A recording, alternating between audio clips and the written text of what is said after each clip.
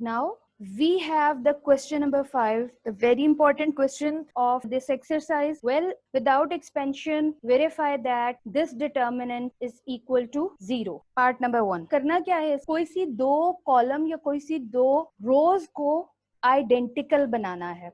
सो हमारे पास 1 1 1 है C3 में. अब हम C1 या C2 को 1 1 1 बनाना चाहते हैं. How can we do this?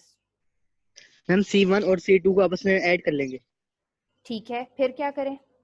Ma'am फिर मैम कॉमन आएगा. ओके, फिर मैम दो कॉलम आइडेंटिकल आ जाएंगे. दो कॉलम्स आइडेंटिकल आ जाए. That's good. Now we are going to take its left hand side. C1 को C2 में ऐड कर दिया, जिससे alpha plus beta plus gamma, beta plus gamma plus alpha, gamma plus alpha plus beta. Means ये column की जो तीनों entries आई हैं, that is alpha plus beta plus gamma. तो हम नेक्स्ट स्टेप में alpha plus beta plus gamma को कॉमन ले लेंगे from C1. Then we will say that C1 and C3 are identical. Therefore, determinant की वैल्यू बाय द प्रॉपर्टी 0 हो जाएगी.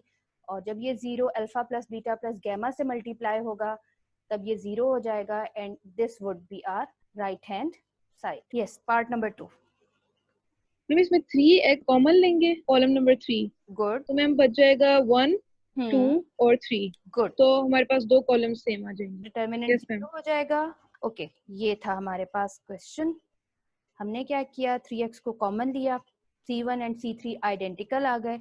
C1 equals to C3 भी लिख सकते हैं और C1 एंड C3 को आइडेंटिकल भी लिख सकते हैं. जब ये 0 3x से जाकर मल्टीप्लाई हुआ तो हमारे पास ये 0 आ गया, हेंस प्रूव्ड. वेल, नेक्स्ट पे आ जाएं आप.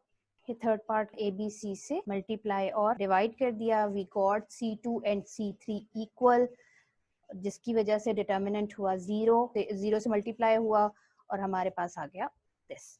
Yes, now we are moving towards the part number 4. Ma'am ये तो सीधा सीधा कैंसिल हो रहे हैं.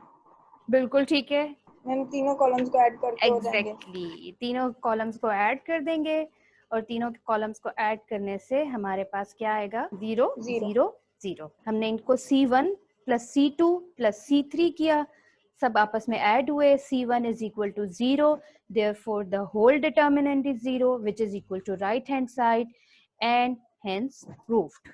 Okay, now we are going to the part number 5. Ma'am row number 2 को हम मल्टीप्लाई करेंगे ABC से.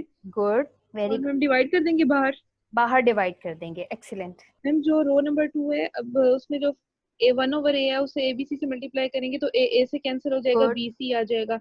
1/B को ABC से मल्टीप्लाई करेंगे, BB कैंसिल हो जाएगा और CA या AC आ जाएगा. गुड. और 1/C को ABC से मल्टीप्लाई करेंगे तो CC कैंसिल हो जाएगा, AB आ जाएगा. तो इस तरह फर्स्ट और सेकंड रो जो है वो इक्वल आ जाएंगे, वो 0 हो जाएगा. Very good, excellent. R2 को हमने मल्टीप्लाई किया ABC से, हमारे पास R1 एंड R2 आइडेंटिकल हो गए, जिसको हम लिख सकते हैं R1 is equal to R2 और we got 0.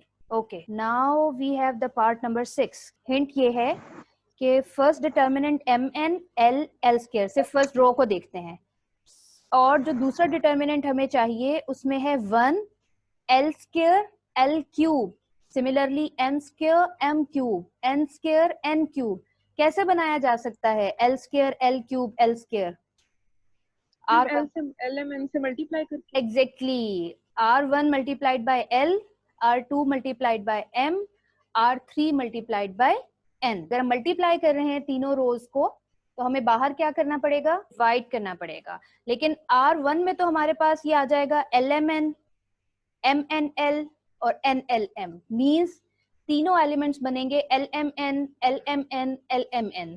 फिर क्या करेंगे मैम, इससे फिर हम लोग LM इन सबको डिवाइड करेंगे LMN से और बाहर इस तरह मल्टीप्लाई हो जाएगा. बिल्कुल ठीक. तो सारे 1 1 1 हो जाएंगे और बाहर वो LMN कैंसिल हो जाएंगे. एग्जैक्टली. तो ये इस तरह हमारा पार्ट नंबर 6 प्रूव हो जाएगा. ये हमारी लेफ्ट हैंड साइड, R1 को L से, R2 को M से, R3 को N से मल्टीप्लाई कर दिया और डिवाइड भी किया था. जब हमने कॉमन लिया तो LMN बाहर आ गया, both are cancelled by each other and we got the determinant on right hand side. We are going to the part number 7 now. Part number 7, you have to remember, ये important question है from examination point of view. So हमने क्या किया, R1 में से 2 common ले लिया, हमारे पास आया A B C, कॉमन लेने से वो बाहर जाकर मल्टीप्लाई हो गया.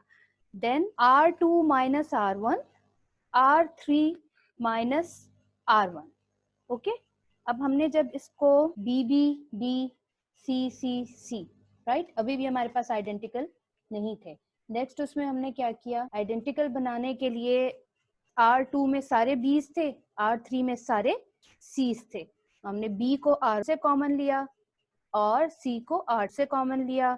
So R2 and R3 are identical. Therefore we are left with the determinant equals to 0, और वो multiply हुआ 2BC से and we got 0. Next we are going to the part number 8. Ma'am इसकी जो थर्ड कॉलम है दोनों determinants की, ma'am उन्हीं प्लस करना होगा. बिल्कुल, बाकी दोनों सेम है ना? बिल्कुल ठीक है, एक्सीलेंट. क्योंकि हमने राइट हैंड साइड पे देखा कि दो डिटर्मिनेंट्स थे, जिससे हमें फौरन आइडिया हुआ हमारे पास कोई रो या कोई सब column as a sum of two numbers लिखा गया है. देन हमने जज किया कि C1 और C2 बोथ आर सेम, दोनों में. इट मींस जो भी चेंज आई है वो C3 में आई है. और फिर हमने देखा दिस इज 7, दिस इज -1, 7 - 1 करते हैं तो 6, तो हमने 6 को लिखा 7 - 1, 2 को लिख लिया 5 - 3 और 1 को लिख लिया -3 + 4. इससे हमारे पास ये दोनों डिटर्मिनेंट्स आ. ये देख 7 - 1, 5 - 3, -3 + 4, और फिर 7 5 -3 को पुट कर दिया एक डिटर्मिनेंट के थर्ड कॉलम में, और -1 -3 4 को पुट कर दिया दूसरे डिटर्मिनेंट के थर्ड कॉलम में, और दोनों को हमने कर दिया ऐड, और इससे हम पहुंच गए right hand side. Are heading towards the last part, -a0c 0a -b b -c 0. It's also a tricky one. हमारे पास था -a0c 0a -b b -c 0. Okay, ठीक. -a b, हमने b c और a से मल्टीप्लाई किया, right. हमने क्या किया कि R1 को मल्टीप्लाई किया B से, R2 को C से, R3 को A से. अब क्या कर सकते हैं, अब तो मेरा ख्याल है क्वाइट इजी है. तीनों रोज को अगर तीनों रोज को प्लस करें तो वो 0 हो जाएंगे. मैं लिखी R1 + R2 + R3 अगर लिखी. ठीक है, R1 + R2 + R3 कर देते हैं.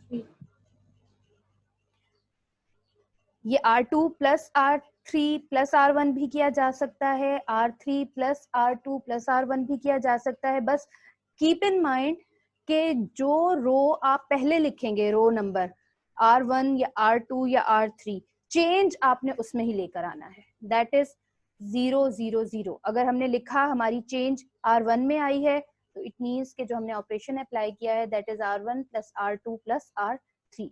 Now we have the entire first row equals to 0, therefore the determinant will be equal to 0, and we are left with 1 over ABC multiplied by 0, as R1 is equal to 0, and we got this is equal to 0, and which we have to show.